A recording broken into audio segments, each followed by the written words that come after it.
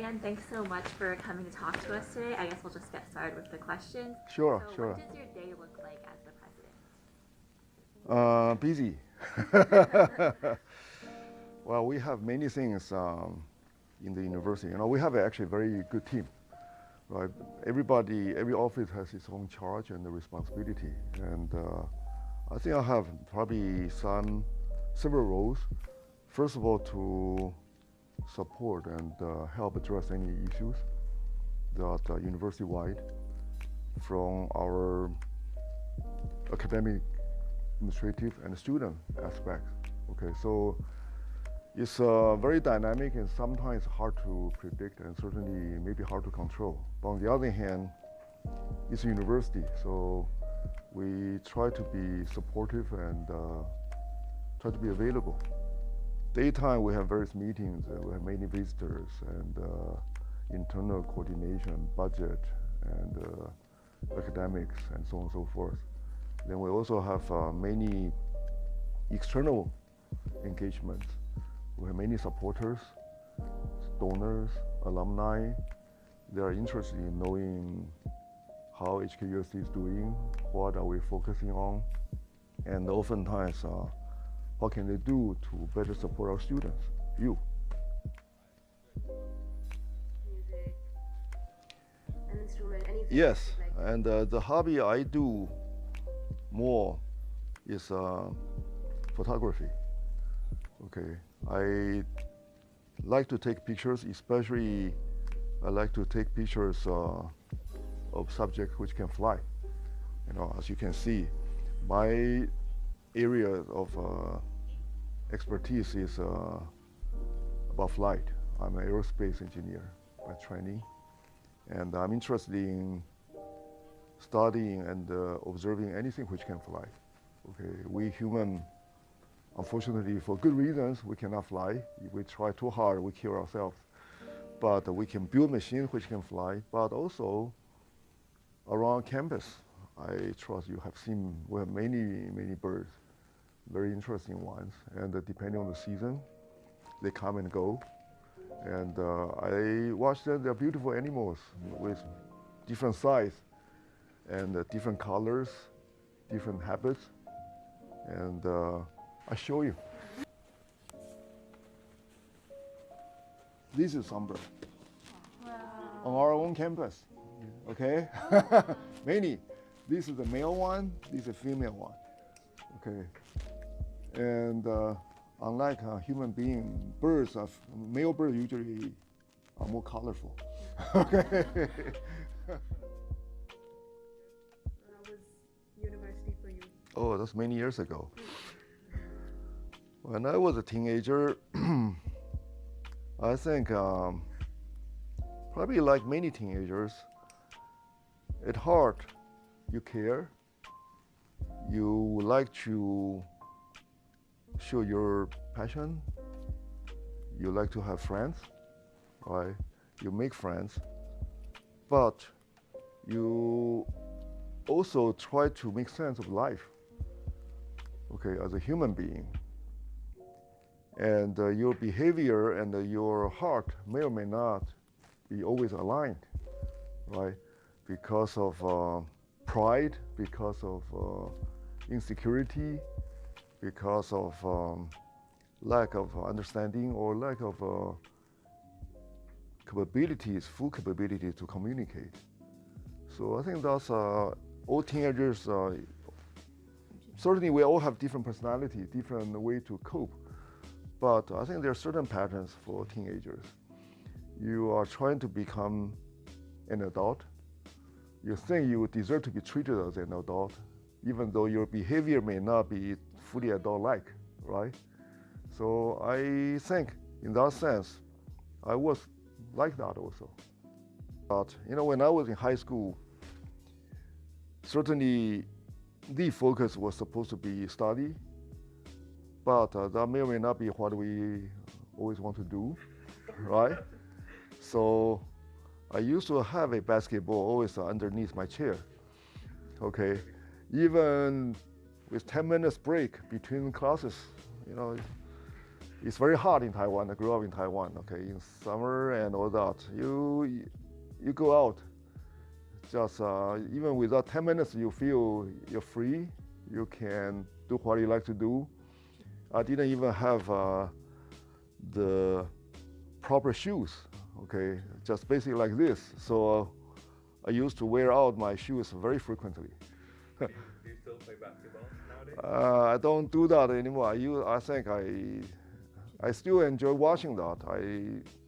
This is a team sport. You have to coordinate, organize many other things. Okay. Do you have a team that you support specifically, like NBA in the NBA? NBA, you know, I used to support Detroit Pistons. Oh, okay. Okay, because I graduated from Michigan. Right. Later, I went back to become a professor, and that's special to me. Mm-hmm. So for university sport, you know, sports in the States is a big deal. Many people think not a university student, may sound university students too, okay? Many citizens in society think the main function of universities in the States are sports, okay? Football, basketball, baseball, and you name it, or even lacrosse, right? Hockey. So, you know, I support Michigan and Florida. I taught for many years in Florida. So Wolverines and Gators are my teams. And the Pistons, certainly, okay. Not so much about Detroit Lions. For basketball, when I was there, Pistons did very well for quite a few years. Okay, so I think again, it is a sense of a community. You support a team, you like to win, but especially when the team doesn't win, I think that's how you experience something valuable in life. It's not supposed to be all just to win. When you not win, you still pick yourself up, okay? And also, especially if somebody, you look at tennis player, that's a very good example. There's no time limit. It's all you and your opponent. Even when you're down 5-1, for example, you always have a chance to come back, right? It's up to you.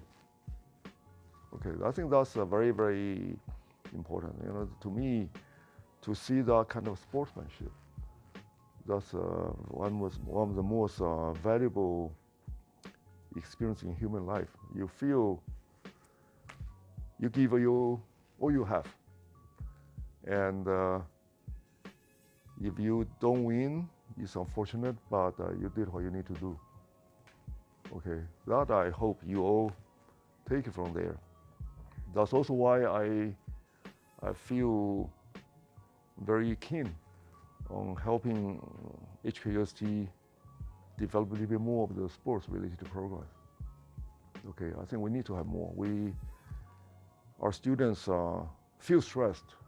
I don't think it's necessary so much because we are so demanding academically. I think we need to provide different variety. So you feel you have a more balanced campus and off-campus activities. Okay, that's very, very important. That's how you also get to meet other students. You feel, even though you don't know him or her, you have the same route, very much same experience, more than just we get the same diploma. Okay. What was your first paying job and what did you learn from it? When I was a graduate student, I spent summers going to the dormitories, washing dishes. Okay, yeah, it's nothing unusual. I went to the dormitory, and I think for the summer, probably for a couple, 2-3 months, I would go there. Okay, and it's actually nothing bad at all. You also feel, I was still relatively new to Ann Arbor. You have some routine. Also, you're directly connected to something. They are more than just, again, outside my department. I had very good faculty, professors, and very good friends in my own circle. in the department and so on and so forth. But you go to a dormitory, that's totally different, right? The labor is not that onerous. Okay, you do a lot of you do lifting. Is I think dishwashing is hot and steamy, but you also not much money, but you feel you earn something. Okay, that's also not bad. Okay. No, I think it's again, we're all equal. I don't feel any job is better or worse. Okay, it's all up to the individual. Okay. Only one side to choose.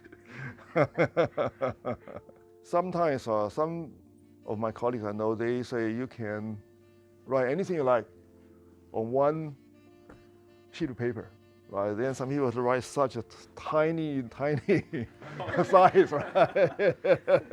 Try to squeeze in as much density as possible. The exam, studying in the morning before the exam, learning the material as you take the exam. I've done all of this. When I was undergraduate student, I have done all this, and I have also done without studying at all. Approximately, yes, physics, science. Well, this depends on what is value of theta, right? HKUST 95% is roughly C+. I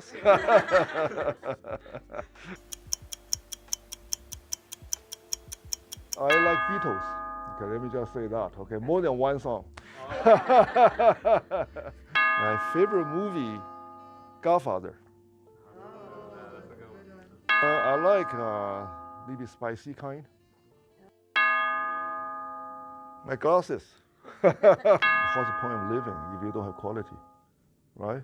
It's all about making sense, right? We are not alive just to survive, right? One superpower, I would make people trust each other. Inequality. MTR. Make sure to show this, okay? I'm going to show this clip to the government. I think the exam at the end of the day is a kind of like a game, I would say. You are given a grade, a score. It's similar to a sport, right? But I don't think you should feel you're defined by it, okay? But that's hard. Sometimes, just like sport, like we talk about, when you go through that, it's hard not to feel kind of deflated if you get a very bad grade, right? But that's, again, that's for you to reflect a little bit, okay? I certainly had my share of such experiences. I remember in my sophomore year, we had a particular class, okay, when I was in Tsinghua, in Taiwan. It's a midterm exam, I think. It's from 6 p.m. all the way till midnight. We just went there and sit down and did it. It's very hard, okay? By midnight, we hardly finished much. The professor was very lenient, so you probably don't want to continue because if you cannot do it in 5-6 hours, you probably cannot do it. We all agreed, so we just submitted our paper, and you know, we were in that time in Tsinghua. Before I was only the second class of engineering school. The class before us was the first cohort. Okay, before then there was no engineering school. Tsinghua only had science and nuclear. So it was a very innocent time, I would say. The behavior probably students back then and now are somewhat different because we were no more naive, okay? We probably are more willing to take hard courses than science students now, okay? Because we are not all that concerned about grades. So in this case, I mentioned because after we all turned in the paper, the professor said, did any of you talk to the previous class? We said, no, why? The professor said, because the exam problems are identical to last year's. Not a single one of us bother to talk to anybody before I say what kind of exams and it's very different. And now we have this strong expectation that the professor should provide all the previous exams and homework. So you want to study, you want to be prepared. Neither one, I think, is wrong. It's just different behavior. So you have a certain culture, and students nowadays like to ask. You know, I used to teach very much more than I do now. So students like to ask, is this going to be on the exam, right? Why should you ask, right? A natural response is, but professor would feel kind of obligated to have an answer, say yes or no. But that becomes, I think, too much like a transaction, I would say. Okay, that kind of takes the fun part out of it. Okay, so I hope our students really, we are UST. Every student who can get into UST is good enough. Okay, bar none. I would say that I told many people. Okay, because first of all, it is not easy for high school graduates in Hong Kong to get into one of the 8 UGC institutions. Okay, you know the percentage is not high. And if you think Hong Kong's high school education internationally, Hong Kong is very good. So if you combine these two together, I think it's easy to conclude that any student get into any one, I'm not only talking about HKUST, I'm talking about any university in Hong Kong. If a student can get into any one of them, this student is good enough. Sometimes we kind of rank people, we put everything in some kind of a order, which is not very good.